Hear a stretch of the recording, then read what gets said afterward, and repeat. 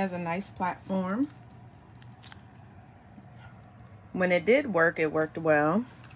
It's been a little over a month, just past the return date, and the product won't turn on.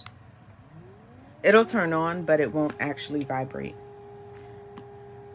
So as you can see, the numbers are going. The remote works. You can hear it trying to power the plate, but it's actually not moving.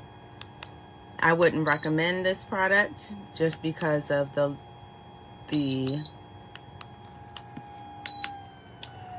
wouldn't recommend this product because it's now malfunctioning, and it's only been a month of use, and I'd say maybe 2 times a week out of the month of use, and this is where we are.